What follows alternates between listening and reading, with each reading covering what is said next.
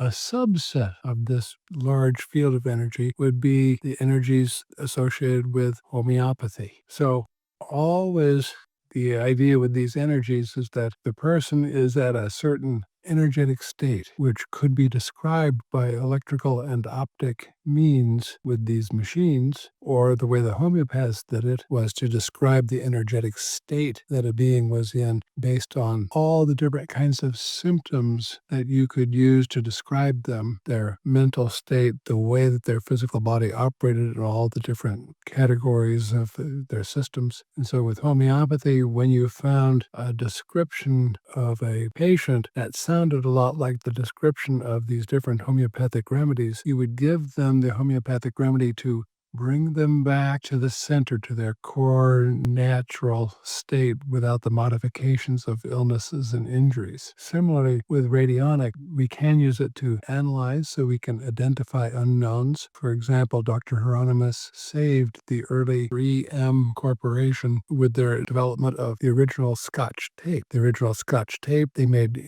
small batches. They worked really well. The tape was good. It came off. It didn't leave residues. Then they manufactured their first large-scale manufacturing with large amounts of those same chemicals, and it wouldn't turn out. And they couldn't identify the unknown. So to identify the unknown, they brought samples of all their different tape and tape prototypes. They brought them all to Dr. Hieronymus. Then the radionics machine was used to identify them, and it turned out that they had toluene contaminant in very small amounts that the physical chemists couldn't find through analysis, and yet the contaminant was enough that the Scotch tape didn't work, so that they found out that they needed a small amount of benzene in those days. Well, they found out that they had to steam clean the railroad car tank that was carrying the benzene so it would be so clean there would be no traces of toluene left, and the physical chemists couldn't identify it, but with radionics, because it could detect such subtle things, they were able to make these kinds of decisions. So I learned radionics from that same Dr. Hieronymus who got his patent in the early 1940s. I was his last serious student that he had before his death, which was 1985 or 86. And so here I am almost 40 years later. And now we still use radionics, and occasionally we will have to go identify unknowns, and we can do that with radionics equipment. But more of what we do is use the radionics equipment similar to homeopathy, but with a larger scope. So what we do is to figure out which homeopathic or radionic remedies that you might require, and then we can infuse the radionic energies into water or into crystalline substances, and then we have you administer them either by keeping the physical crystals on your body, which is the weaker approach, or to have you drinking small amounts of radionically infused